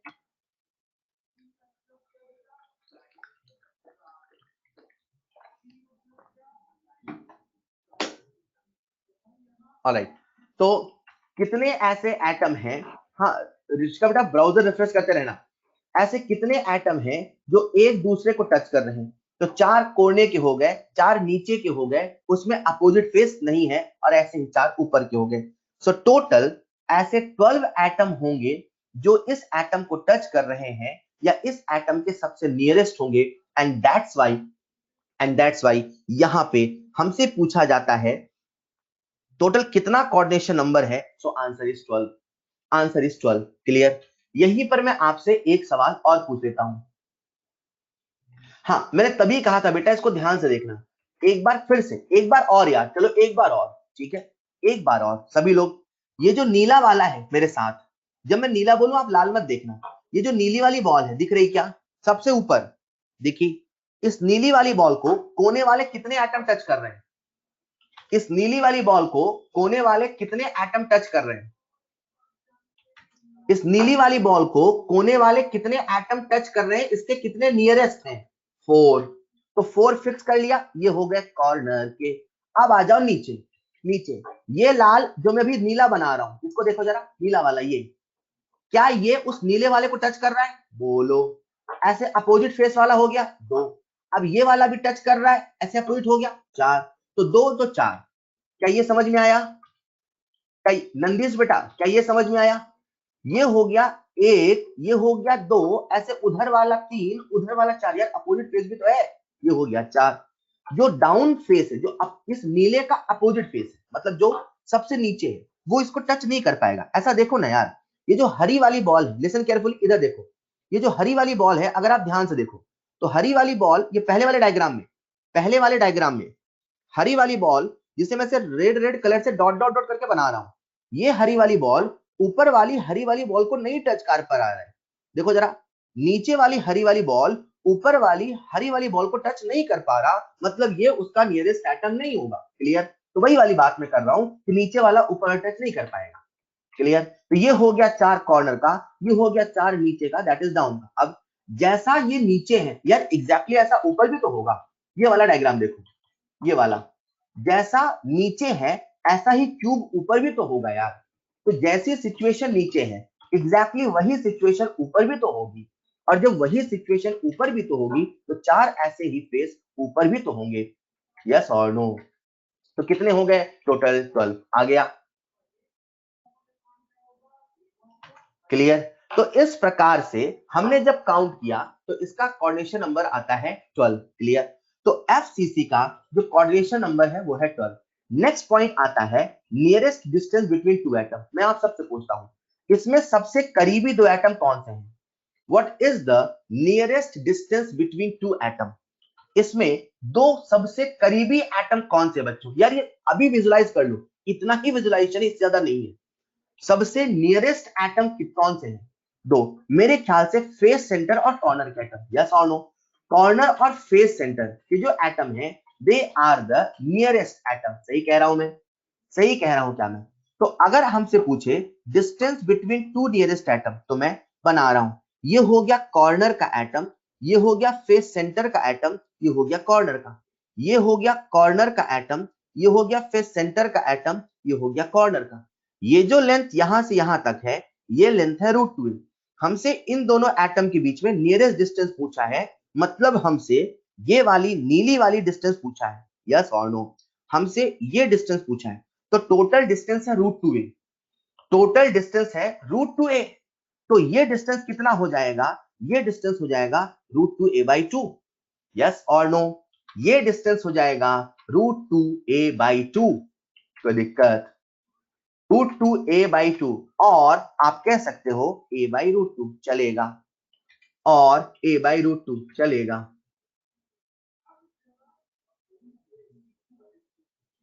कोई दिक्कत? ऑलराइट, अब आपका जो पेज है उसमें सारे फॉर्मूले एक बार देखो। आपने लिख लिया कोऑर्डिनेशन नंबर और लिख लो nearest distance between two atom a/√2 और √2a/2 लिख लिया। अब जो पूछ रहा हूं फटाफट आंसर देना, फटाफट। देने वाले हो क्या? बताओ बताओ बीसीसी की पैकिंग एफिशिएंसी कितनी है परसेंट में? बीसीसी की पैकिंग एफिशिएंसी, बीसीसी बोला मैंने 68%, बहुत बढ़िया। एफसीसी की पैकिंग एफिशिएंसी, एफसीसी की पैकिंग एफिशिएंसी 74%, बहुत बढ़िया। एफसीसी की पैकिंग एफिशिएंसी पाई वाले फॉर्मूले से, एफसीसी की पैकिंग एफिशिएंसी पाई वाले से, फेस है तो √2 √2 π/6, फेस है तो √2 π/6। हेलो, बीसीसी की पैकिंग एफिशिएंसी पाई वाले फॉर्मूले से, बीसीसी सर बॉडी है तो √3 π/8, 68 8 कोऑर्डिनेशन नंबर 8, इसमें सब कुछ 8 8 का खेल है। ऐसे ही एससीसी की पैकिंग एफिशिएंसी पाई वाले फॉर्मूले से, एससीसी की पैकिंग एफिशिएंसी पाई वाले फॉर्मूले से, पाई वाले से π/6। बोलो हाँ या ना? बहुत बढ़िया। तो आपने ये सारा डाटा याद कर लिया और मैं देख रहा हूं मेजर बच्चों ने आंसर दे दिया, मतलब सबको याद ही हो गया होगा। याद हो गया क्या? तो ये सारी बातें थी इस क्यूब से रिलेटेड। एक फैक्ट और बचा है, that is density of unit cell. पर वो करने के पहले हम लोग करते हैं कुछ सवाल, यही विजुअलाइजेशन वाले। तो पहला सवाल आप सबके सामने स्क्रीन पर, सभी लोग सवाल को पढ़ेंगे और आंसर देने की कोशिश करेंगे। सवाल मैं एक बार आपके साथ पढ़ लेता हूं। If the radius of an atom of an element is 75 picometre, मतलब ये रेडियस दे रखा है, रेडियस कितना दिया है 75 picometre, and the lattice is face centre. उसने बोल दिया है कि भैया ये एफसीसी है, अपने से edge of the unit cell पूछा है, अपने से ए पूछा है। फटाक से फॉर्मूला लगाओ, आंसर बताओ। What will be the a of unit cell?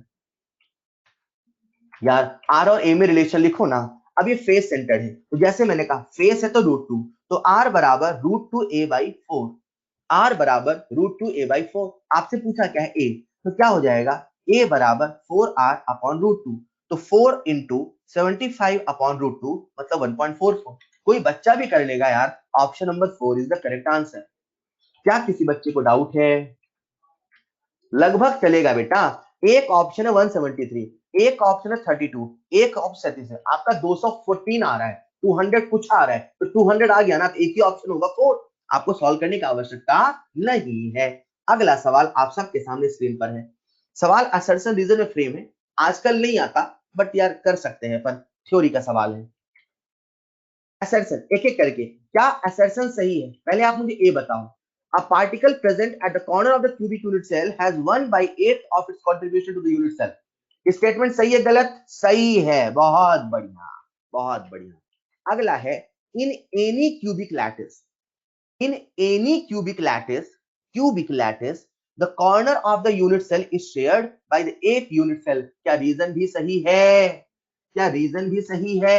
हाँ रीजन भी सही है, लेकिन इमेजिन करो रीजन ऐसे लिखा होता बच्चों, कैसे लिखा होता? In any lattice, let's imagine in any lattice the corner of the unit cell, the corner of the unit cell is shared by the 8 unit cell.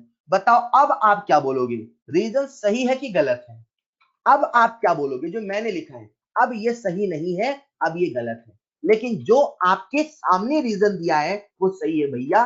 Cubic में 8 में डिवाइड होता है, हर लैटिस में 8 में डिवाइड हो कोई जरूरी नहीं है। हेक्सागन हो गया तब, अब हेक्सागन में कहां से डिवाइड होगा? क्लियर? लेकिन इसमें जो रीजन दिया है उसमें लिखा है क्यूबिक, और क्योंकि क्यूबिक है इस वजह से ये रीजन भी सही है, असर्शन भी सही है, so answer will be A, मतलब reason is the correct explanation of assertion. Hello, तो बहुत ध्यान से पढ़ना है। बहुत सारे बच्चे मैं देख रहा था, जब मैंने सवाल पूछा ना फिफ्थ वाला, तो उन्होंने बहुत सारे बच्चों ने मुझे आंसर दे दिया। क्या सर? हाँ, जो रीजन है वो गलत है। उन्होंने वो मॉड्यूल का सवाल देखा होगा, मॉड्यूल में क्या था, सवाल में क्यूबिक नहीं लिखा है, जो मैंने लिखा वो लिखा है, तो वो वहां से कॉपी पेस्ट कर रहे होंगे तो पकड़े गए। तो सवाल को ध्यान से पढ़ना है, ठीक है? इन एनी क्यूबिक लैटिस है, क्यूबिक लैटिस है इस वजह से रीजन सही है। अगर इन एनी लैटिस होता तो हाँ गलत होता। Is this clear? Is this clear? Clear? अगला सवाल आपके सामने स्क्रीन पर, मैं सवाल को पढ़ूंगा भी नहीं, आपने पढ़ना है, आपने आंसर देना है, कंप्लीटली आपने करना है।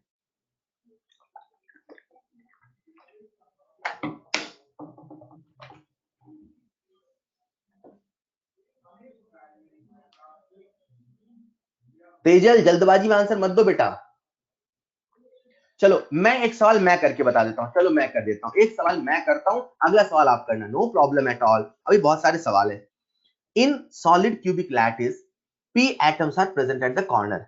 इन सवालों में क्या होता है बच्चों, आपको पोजीशंस दी होती हैं, उन पोजीशन के बेसिस पे आपको कंट्रीब्यूशन के बेसिस पे इफेक्टिव नंबर लिखना होता है, राइट। मतलब अभी हमें बोल रखा है कि जो p एटम है वो कॉर्नर पे है। अब अपने को पता है कि जो कॉर्नर है वो क्यूबिक में 8 है, मतलब कितने एटम हो गए 8, पर इन सब का जो कंट्रीब्यूशन है वो कितना होता है 1/8, यानी इफेक्टिवली p कितने हो गए 1, पर जो P है वो बॉडी के सेंटर पर भी है, तो ये तो हो गया कॉर्नर 1। अब साथ में बॉडी का सेंटर है 1, यानी P कितना हो गया 2। इन द सेम वे आते हैं Q पर, तो जो Q एटम है वो सभी फेस के सेंटर पे है। कितने फेस सेंटर होते हैं 6, तो 6 एटम तो फेस के सेंटर पे है, बट जैसा मैंने कहा इसमें पोजीशन के बेसिस पे, कंट्रीब्यूशन के बेसिस पे इफेक्टिव नंबर निकालना होता है। तो वास्तव में एटम तो 6 है, पर हमें लिखना है इफेक्टिव नंबर, तो कैसे लिखूंगा मैं, 6 इंटू हाफ बोले तो 3। लो यार, अपने सामने P आ गया, अपने सामने Q आ गया, इनका सिंपलेस्ट फॉर्मूला इससे छोटा और तो कुछ हो ही नहीं सकता, यानी आंसर P2 P3 हो गया। मैंने देखा लाइन से बहुत सारे बच्चों ने आंसर भी दे दिया, तो मतलब आप सब से कहीं ना कहीं ये बन गया। बोलो अगर आपसे ये सवाल बन गया, बोलो अगर आपसे ये सवाल बन गया, तो अगला सवाल आप सबके सामने स्क्रीन पर।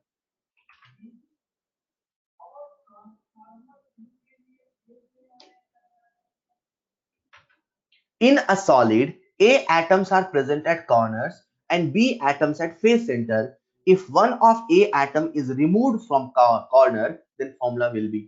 हमने किसी एक कॉर्नर से A को हटा दिया, फॉर्मूला बताना है।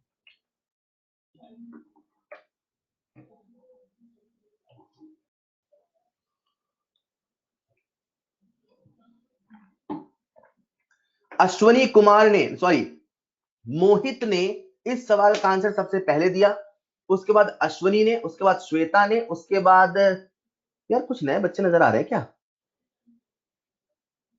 उसके बाद तनिष्का ने, बहुत बढ़िया।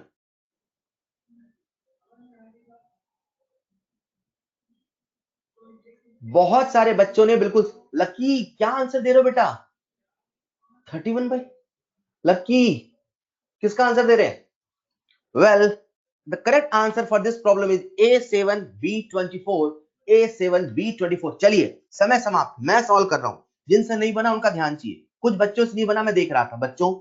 इसमें जो पोजीशन गिवन है, सुनो यार, इसमें जो पोजीशन गिवन है, पोजीशन के बेसिस पे इफेक्टिव नंबर लिखना होता है, क्लियर। तो A atoms are present at corner, तो ए की लोकेशन क्या दे रखी, कोना। अब कितना कोना होता है 8, तो 8 कोने पे 8 एटम बैठे हैं, पर सवाल कहता है if one of A atom is remove, एक एटम को हटा दिया, तो वैसे तो 8 होते, पर एक हटा दिया तो 7। अब 7 एटम कोने पे, पर कोने का कंट्रीब्यूशन कितना होता है 1/8, तो 7 इंटू 1/8, मतलब ए कितना हो गया बच्चों 7/8, ये ए का इफेक्टिव नंबर है, क्लियर। और फिर हम चलते हैं बी के पास। अब बी की लोकेशन है एट फेस सेंटर, सारे फेस सेंटर ने कुछ हटाया है, सारे फेस सेंटर है, तो कितने फेस सेंटर होते हैं 6, तो 6 इंटू हाफ बोले तो 3, नहीं समझ पाए। अब ए का नंबर कितना आया 7/8, बी का नंबर कितना आया 3, अब इसे थोड़ा सिंप्लीफाई कर दो ना यार, इसे 8 से मल्टीप्लाई कर दो ना यार, तो क्या बन जाएगा A7B24। कहां दिक्कत है बताओ, इसमें कहां दिक्कत है, समझ गए क्या, alright, so the correct answer is A7B24। बहुत बढ़िया, अगर आप सब सीख गए इस सवाल को, तो अगले सवाल का आंसर पूरी क्लास दे रही है, दे रहे हो क्या। अगला सवाल आपके सामने स्क्रीन पर, बढ़िया सवाल है, थोड़ा सा टेढ़ा है।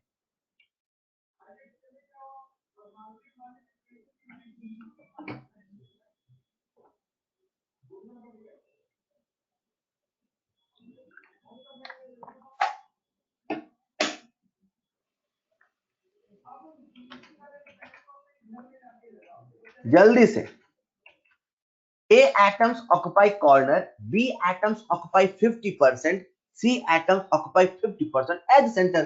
कंट्रीब्यूशन के बेसिस पे आपको बताना है फेस सेंटर का कंट्रीब्यूशन हाफ। उजैफा खान ने बिल्कुल सही आंसर दिया, वेरी गुड, बहुत बढ़िया बच्चे, लाइन से सही आंसर दे रहे हैं। श्वेता, श्वेता बेटा आपने टाइपिंग मिस्टेक कर दी मुझे लग रहा है। अतिथि, बरखा,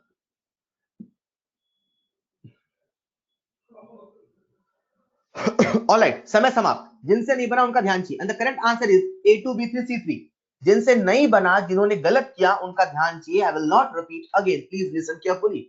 ए एटम बैठा है कोने पर, ए एटम्स ऑक्युपाई कॉर्नर लिखा है ना उसने, तो कोने कितने हो गए 8, तो 8 इंटू 1/8 बोले तो 1। फिर आते हैं बी के पास, B atoms occupy 50% face centre. अब कितने फेस सेंटर होते हैं 6, तो 6 का 50% कितना हुआ 3, 50% ऑफ फेस सेंटर। तो फेस सेंटर कितने हैं 6, तो 6 का 50% कितना हुआ 3, कंट्रीब्यूशन कितना हाफ, तो बोलो कितना 3/2। इन द सेम वे आते हैं सी पर, C atoms occupy 50% edge centre. Total कितने एज सेंटर होते हैं 12, 12 का 50% कितना 6, तो 6 इंटू 1/4, 1/4 क्यों भैया, जो एज के सेंटर पे होता है उसका कंट्रीब्यूशन 1/4 होता है भैया, जो एज के सेंटर पे होता है उसका कंट्रीब्यूशन 1/4 होता है, बोलो हाँ या ना। तो 6 इंटू 1/4 बोले तो 3/2, खेल खत्म यार। A1 B 3/2 C 3/2, 2 से मल्टीप्लाई कर दो ना, A2 B3 C3, कहां दिक्कत है आप मुझे बताओ। ऐसा लग रहा है अब आप सब अगले सवाल का सही जवाब दे रहे हो पक्का, अब सीख गए, अब आपने कसम खा ली सर, आप गलत नहीं करने वाले हो, अब गलत नहीं करने वाले सर, हम सीख गए। 2-3 सवाल में आप सीख गए यार, यस और नो।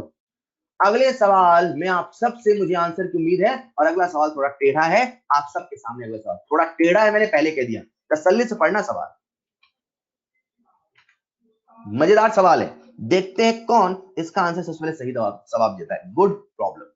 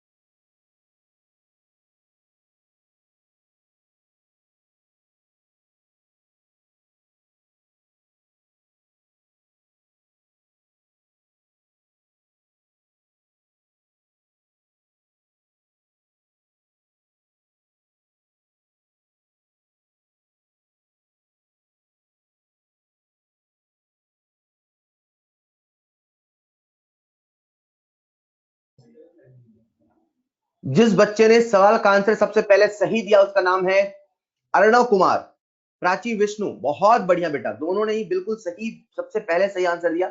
सबसे पहले आंसर किसी और ने टाइप किया था बट थोड़ा सा मिस्टेक हो गया है, बट चलेगा। ऑलराइट, जिनको नहीं समझ में आया उनका ध्यान चाहिए स्क्रीन पर, उनका ध्यान चाहिए स्क्रीन पर, स्क्रीन पर। I will not repeat again. बच्चों लोकेशन देखो, कंट्रीब्यूशन लिखो और इफेक्टिव नंबर निकालो यार, कहां कुछ है। X atoms are presented 6 corner. अब एक्स को हम पकड़ लेते हैं, तो एक्स कहां कहां मौजूद है 6 कॉर्नर पे है ना, तो 6 कॉर्नर पे एक्स है, तो 6 इंटू 1/8। अब देखो कहीं और भी है क्या, नहीं कहीं और नहीं है, तो एक्स कितना हो गया 6/8।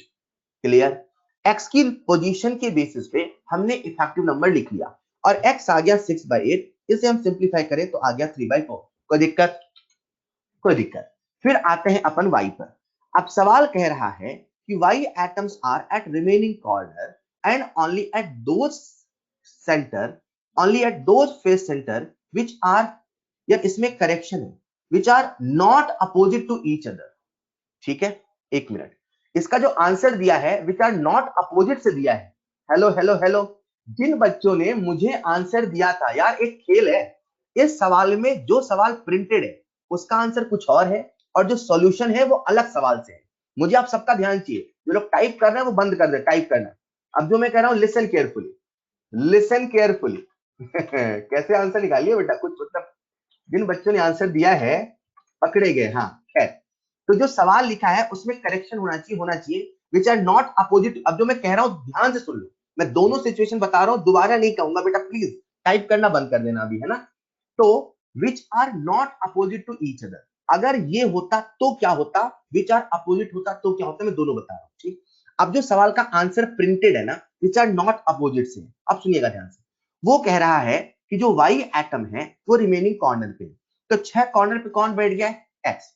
अब वाई एटम है 2 रिमेनिंग कॉर्नर पे, तो 2 रिमेनिंग कॉर्नर मतलब 2, और कंट्रीब्यूशन कितना होगा 1/8। अब देखते हैं और कहां है, and at those face centre which are not opposite to each other, मतलब अगर यहां अपोजिट फेस सेंटर होता, केस 1 जो सवाल प्रिंटेड था, अगर यहां अपोजिट फेस सेंटर होता, तो अपोजिट फेस जैसा कि आपको पता है 1 और 2 मात्र 2 होता है, लेकिन एक्चुअल में जो सवाल का आंसर फ्रेम है वो अपोजिट से नहीं है। मतलब अगर मैं सवाल मान लेता सही, नॉट अपोजिट नहीं अपोजिट, तो मैं पता क्या करता, कुछ ऐसे करता, 2 into 1/8 plus which are opposite to each other, मतलब कितने फेस हो गए 2, क्लियर। अब 2 इंटू हाफ मैं ऐसे करता, लेकिन एक्चुअल में जो सवाल का आंसर फ्रेम है वो फ्रेम है नॉट अपोजिट से, राइट।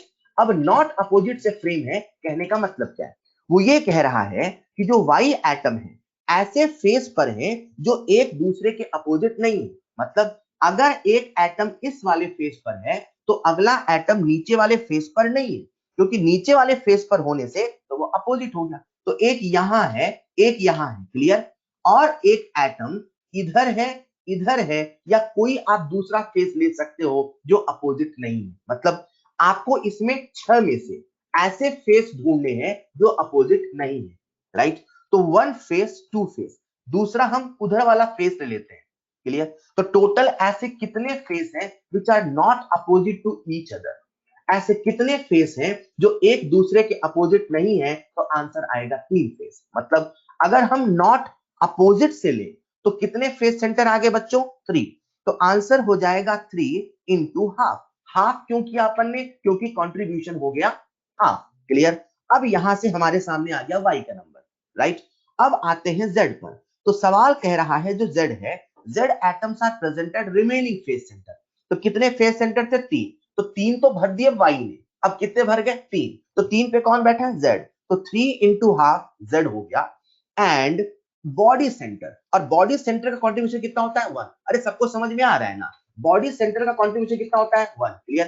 तो जब आंसर इससे निकालोगे तो इससे आंसर आता है x3y7z10, x3y7z10, क्लियर। लेकिन अगर जैसा सवाल था हम वैसा करते तो क्या करते, जैसा सवाल था वैसा करते तो x की वैल्यू होती 6 इंटू 1/8 बोले तो 3/4, और y की वैल्यू होती बच्चों 2 into 1/8 plus 2 into half, clear clear. और z की वैल्यू क्या होती, अब z होता रिमेनिंग फेस के सेंटर पे, तो 2 के फेस सेंटर पे y बैठा है, तो कितने फेस सेंटर बैठे अभी 4, तो क्या करते आप 4 इंटू 1/2 प्लस 1, ये आंसर होता एक्चुअल प्रॉब्लम से। तो अपन ने आंसर को नहीं बदला, अपन ने सवाल में छोटा सा करेक्शन कर लिया और वो है not. Is this clear, is this clear, बोलो। तो जो एक्चुअल सवाल था वो नॉट से आंसर आया है, तो हमने नॉट वाला ही करेक्शन कर लिया। लेकिन आपको मैंने दोनों ही बातें बता दी कि अगर नॉट नहीं होता तो क्या करते, नॉट है तो क्या किया, बोलो समझ में आया। Well the correct answer for this problem is x3y7z10, x3y7z10।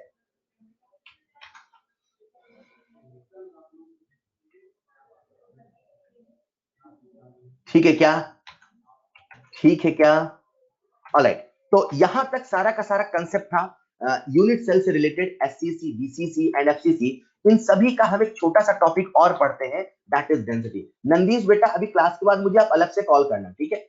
Next हम पॉइंट बात कर रहे हैं दैट इज डेंसिटी। तो बच्चों एक सिंपल सा सवाल मैं आपसे पूछूंगा, डेंसिटी का फॉर्मूला क्या होता है? आप सबको पता होगा डेंसिटी का फॉर्मूला होता है मास अपॉन वॉल्यूम। बोलो हाँ या ना। ये एक ऐसा टॉपिक है जो नीट के लिए बहुत इंपॉर्टेंट है और नीट में कई बार इससे सवाल आ चुका है और बच्चा अक्सर इसमें गलती करता है, पता नहीं क्यों। तो जैसे मैं कह रहा हूं एक बार उसको सुनिएगा, ठीक है? हम लोग क्या निकालने वाले हैं? डेंसिटी। और डेंसिटी का फॉर्मूला क्या होता है? मास अपॉन वॉल्यूम, राइट? डेंसिटी का फॉर्मूला आप सबको पता है, मास अपॉन वॉल्यूम। जिसकी डेंसिटी निकाल रहे हो उसका मास, जिसकी डेंसिटी निकाल रहे हो उसका वॉल्यूम। इमेजिन करो हम लोग किसी क्रिस्टल की डेंसिटी निकाल रहे हैं, तो क्रिस्टल की डेंसिटी निकालनी है तो ये हमारे सामने कोई सॉलिड, अब हमें इस सॉलिड की डेंसिटी निकालनी है। तो सो सिंपल यार, आप रख दो इसका मास, आप रख दो इसका वॉल्यूम, आ जाएगी इसकी डेंसिटी। लेकिन ट्विस्ट यहां पे क्या है, जरा सुनिएगा।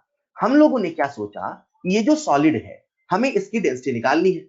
अब अपने को पता है जो डेंसिटी है वो एक इंटेंसिव प्रॉपर्टी है।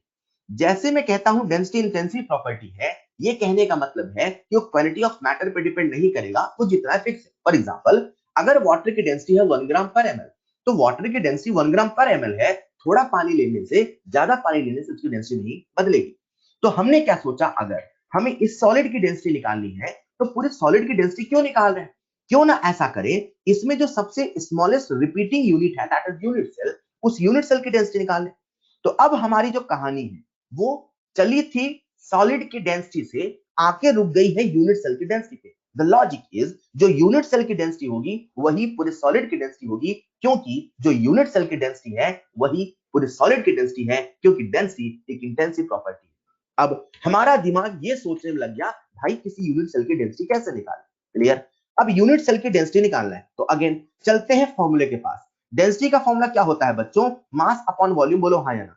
मैं अभी आपको डेंसिटी पढ़ा नहीं रहा हूं, मैं आपको डेंसिटी समझने के लिए जो थॉट प्रोसेस चाहिए, आपके दिमाग में जो थॉट होनी चाहिए वो बता रहा हूं। क्लियर? तो अपने सामने डेंसिटी का फॉर्मूला है मास अपॉन वॉल्यूम। अब बताओ हम किसकी डेंसिटी निकाल रहे हैं? यूनिट सेल की डेंसिटी निकाल रहे हैं कि पूरे सॉलिड की निकाल रहे हैं? हम डेंसिटी कैलकुलेट किसकी कर रहे हैं? किसकी डेंसिटी निकाल रहे हैं? तो द आंसर इज, हम डेंसिटी निकाल रहे हैं यूनिट सेल की। ठीक है क्या? तो हम किसका मास रखेंगे? यूनिट सेल का। हम किसका वॉल्यूम रखेंगे? यूनिट सेल का। क्या हम जिस यूनिट सेल की डेंसिटी निकाल रहे हैं उसका वॉल्यूम ए क्यूब है?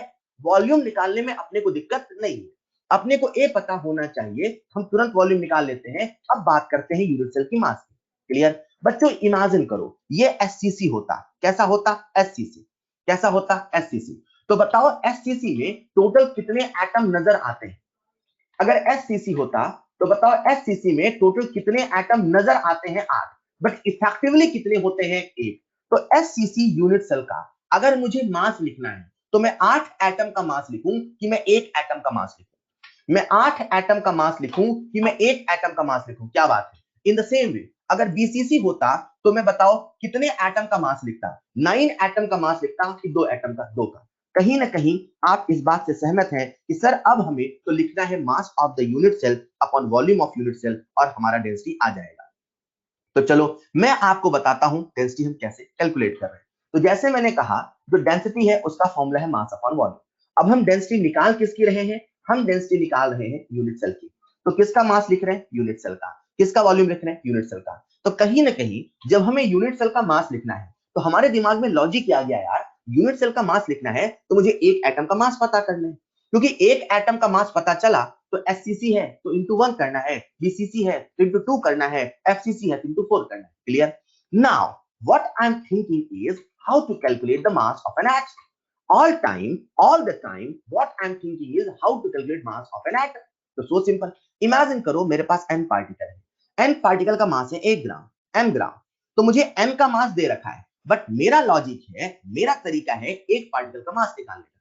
तो मैंने कहा यार n पार्टिकल का मास m ग्राम है तो एक पार्टिकल का मास कितना होगा? m by n gram, right? m by n gram is the mass of one particle. लेकिन हम एक पार्टिकल के मास निकालने में क्यों इंटरेस्टेड है? ताकि हम यूनिट सेल का मास निकाल पाए। अब तो बस हमें z से मल्टीप्लाई करना है। अगर एससीसी है तो इंटू 1 करना है, अगर बीसीसी है तो इंटू 2 करना है, अगर एफसीसी है तो इंटू 4 करना है। तो हमने इसे थोड़ा सा सिंप्लीफाई किया, z पार्टिकल का मास हमने लिख लिया z into M by N और डेंसिटी का फॉर्मूला बना लिया z into M by N upon A cube. क्या किसी बच्चे को ये फॉर्मूला फील करने में दिक्कत आई? क्या किसी बच्चे को ये फॉर्मूला फील करने में दिक्कत आई? क्यों ये फॉर्मूला ऐसा आया? क्यों z into M upon N into A cube आया? क्लियर? बच्चों एक कॉमन सेंस का जवाब देना। मैंने आपको बताया था दुनिया में किसी भी सब्सटेंस के 1 मोल का जो वेट होता है वही उसके मॉलिक्यूलर वेट के बराबर होता है। बोलो हाँ या ना। दुनिया में किसी भी सब्सटेंस के 1 मोल का जो वेट होता है वही उसके मॉलिक्यूलर वेट के बराबर होता है। बोलो हाँ या ना। बोलो हाँ या ना। ऑलराइट। इमेजिन करो यहाँ n नहीं, यहाँ Na होता। इमेजिन करो यहाँ n नहीं, यहाँ Na होता तो क्या उसका वेट m ग्राम नहीं मॉलिक्यूलर वेट होता? तो क्या उसका वेट m नहीं मॉलिक्यूलर वेट होता? यस और नो। मतलब हमारा जो ये फॉर्मूला है उसमें थोड़ा सा चेंज होता और शायद वो फॉर्मूला देखने में कुछ ऐसा होता। जहां n है वहां Na और जहां स्मॉल m है वहां मॉलिक्यूलर वेट होता। तो इसे अपन ऐसे समझ सकते हैं कि हमें वास्तव में एक पार्टिकल का मास चाहिए और एक पार्टिकल का मास को हम z से मल्टीप्लाई करेंगे तो यूनिट सेल का मास मिल जाएगा, अपॉन a क्यूब करेंगे तो डेंसिटी मिल जाएगी। क्लियर। अब बच्चा इसमें गलती कहां करता है? वो गलती करता है कैलकुलेशन में, और कई बार बच्चा गलती करता है इसके फील में। तो फील बहुत सिंपल है यार, density is equal to mass upon volume. किसकी डेंसिटी? यूनिट सेल का। तो किसका मास? यूनिट सेल का। किसका वॉल्यूम? यूनिट सेल का। ये था इसमें सवाल का एक टाइप। क्लियर। मेरे हिसाब से भी टाइम हो रहा है, तो सबसे पहले आपको मैं क्लास का हैंडआउट देता हूं और नेक्स्ट क्लास इसी टॉपिक से स्टार्ट करूंगा जिसमें हम क्वेश्चंस और इसमें बचा हुआ रिमेनिंग पोर्शन करेंगे। राइट। तो आज इतना ही करते हैं, अभी टाइम हो रहा है। सबसे पहले आपको मैं क्लास का हैंडआउट दे दूं, जितना पढ़ा है रिवाइज करना है। आपको मैंने होमवर्क दे दिया है, ठीक है। उसमें अभी डेंसिटी का होमवर्क होगा नहीं, वो देख लेना। सोनम बेटा, ऐसी इंफॉर्मेशन हमें नहीं रहती है जो आप मुझसे पूछ सर मेजर्स कब है,